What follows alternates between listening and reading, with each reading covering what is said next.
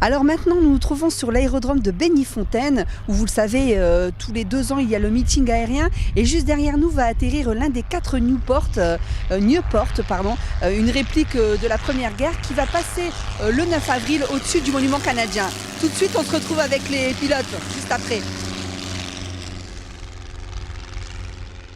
Vous l'avez vu atterrir, il est maintenant derrière moi. Nous nous retrouvons ici avec Régis Gréban, vous le savez, qui est l'organisateur du meeting aérien qui a lieu tous les 2 ans et qui aura lieu d'ailleurs en septembre 2017. Alors dites-nous un peu, présentez-nous un petit peu ce pilote qui vient d'arriver avec le Nieuport. Ce pilote est un ancien pilote de l'aéronavale canadienne. Il a traversé l'Atlantique pour venir avec 7 avions. Ils sont posés à Vimy. 4 viennent de Lille par la voie des airs et 3 sont venus par route. Hein. Donc Alan convoie cette semaine les 4 avions en état de vol de l'Équin à Lens. Ces avions seront visibles jusqu'au 9, le jour où ils iront survoler Vimy. Et chacun pourra les voir s'entraîner ici la semaine du 1er au 8. Comment s'est passée la communication entre les Canadiens justement et vous ici pour les faire venir le jour de la commémoration? Est-ce que ça a été une demande de la France ou une demande du Canada? Alors, c'est une organisation canadienne. Les vétérans canadiens organisent la venue des Canadiens pour les commémorations. On s'est aperçu que le Vimy Flight, qui est composé de pilotes, d'anciens pilotes qui ont reconstitué des avions d'époque, n'avait pas vraiment les moyens techniques pour venir, les connaissances au niveau de la législation française. Donc nous, l'équipe du meeting aérien de Lens, on s'est proposé pour les aider. Donc ça fait à peu près 4 mois qu'on est en relation avec eux. Donc on s'est occupé de la logistique, on s'est occupé des autorisations de vol. Et donc ça, je pense qu'ils apprécient énormément l'accueil qu'on leur a réservé. Ouais. Alors là, dimanche, ils vont passer au-dessus du monument canadien pour les commémorations. Ça va se passer comment? Alors le décollage aura lieu d'ici, à Lens, le dimanche après-midi, 9 avril. Donc ils iront se mettre en position au niveau du Mont-Saint-Éloi pour ensuite survoler à un signal donné le monument de Vimy et les commémorations. Avec les Rafales français, je pense. Alors, les Rafales français passeront avant ou après. Là, c'est à voir avec les autorités canadiennes et les autorités de l'armée de l'air. Donc même ça, c'est nous qui l'organisons aussi pour eux. Alors avant de faire un petit tour de l'avion pour vous nous expliquer un petit peu notamment les flèches qui sont dans les ailes, on va lancer tout de suite un reportage sur les gardes d'honneur de Lorette, notamment les femmes que j'ai pu rencontrer sur le site de Notre-Dame de Lorette avec Anthony Vermus.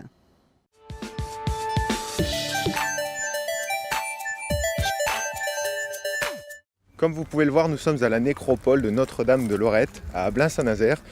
Inaugurée en 1925, elle commémore les milliers de combattants morts au combat entre 1914 et 1915.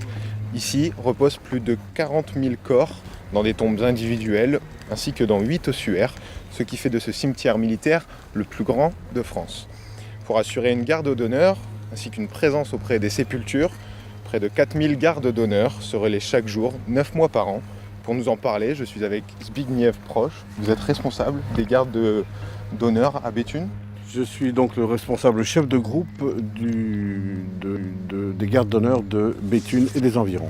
Est-ce que vous pouvez nous expliquer un petit peu qu'est-ce que c'est ce rôle de Alors, garde d'honneur? Le rôle du garde d'honneur, c'est d'abord d'assurer une présence, comme vous l'avez souligné tout à l'heure, sur la nécropole auprès de ceux qui ont donné leur vie pour la nation, pour que la France vive librement. Et cette présence journalière fait que nous nous souvenons de leur sacrifice. C'est déjà une première mission que nous assurons, mais ensuite nous en avons une autre qui est celle d'accueillir les visiteurs ou les pèlerins sur le site pour les renseigner, pour leur expliquer ce qui s'est passé ici pendant cette année de bataille sur la colline, et aussi accueillir les familles de ceux qui sont ensevelis ici. On retrouve des photos, on retrouve des documents à la maison. On se pose la question, qui est cet aïeul a participé au premier conflit, il a été tué, et on recherche, on essaye de savoir de plus en plus, en particulier les jeunes essayent de savoir leur aïeul, où il est tombé, etc. Donc après des recherches, Internet et les offices nationaux des sépultures, donc ils viennent nous voir en nous posant la question où il est. Et nous sommes là pour la recherche. Et ensuite enfin d'autres missions, dont celle d'accueillir les élèves des collèges et des lycées qui viennent dans le cadre de journées pédagogiques, dans le cadre de recherches historiques sur le premier conflit. Ils viennent là se rendre compte, en voyant toutes ces croix, de l'importance de ce qui s'est passé ici. Qu'est-ce que vous leur dites à ces jeunes ? Bien, écoutez, on est plutôt dans l'attente des questions, des questionnements.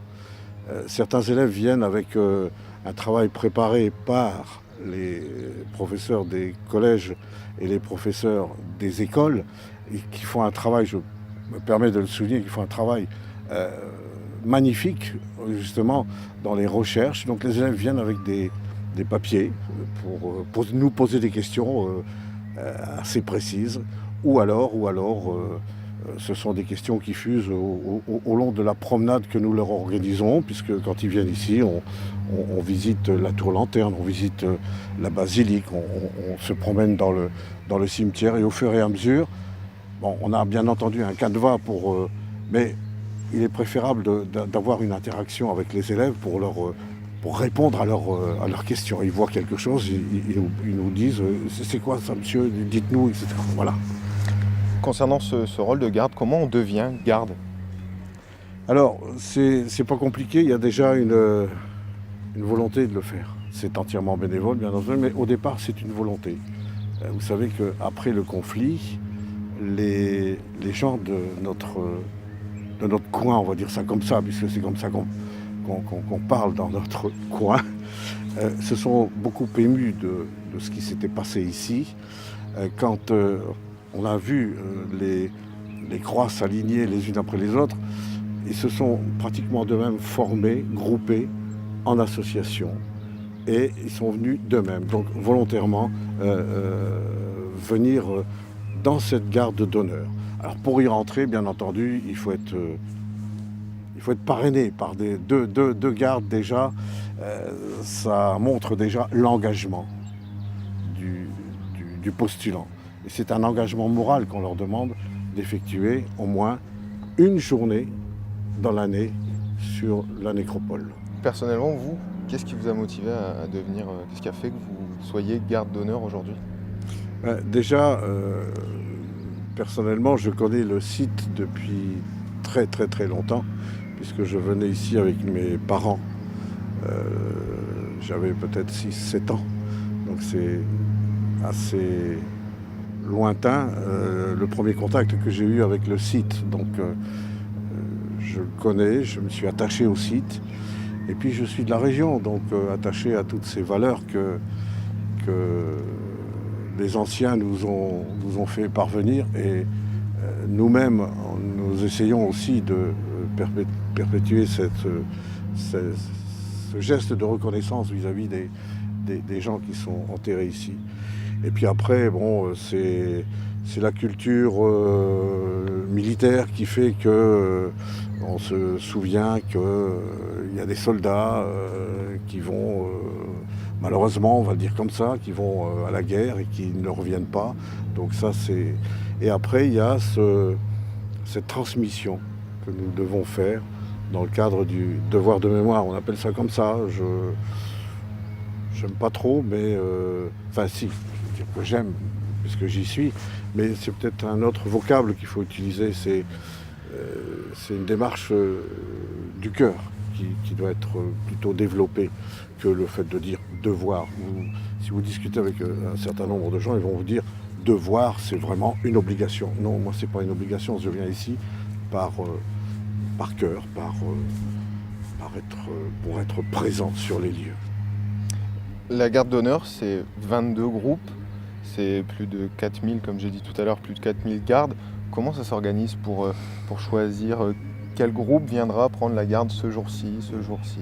Bon, il y a une organisation qui est assez pointue, puisque gérer 4000 personnes, c'est pas facile. Donc cela se subdivise en 22 groupes. À la tête, il y a un responsable du groupe. Et ensuite, dans les groupes, on peut encore rediviser j'ai 857 gardes d'honneur. Vous êtes la plus grande association. Oui, le plus gros groupe. À Béthune. Donc à Béthune et les environs. Donc il faut que géographiquement parlant, j'ai des représentants pour pouvoir faire la liaison avec tout le monde. C'est pas facile de le faire. Quoique maintenant avec les moyens informatiques, c'est prodigieux. Moyens informatiques, vous parliez de tour de garde, effectivement, j'ai 50 jours dans cette année pour monter la garde. Donc il faut que je répartisse l'ensemble des gardes sur les 50 jours. Mais je ne fais rien, c'est l'informatique qui le fait. Tout est fait par informatique et les gens se mettent au clavier et ils choisissent leur jour, ils inscrivent et c'est tout.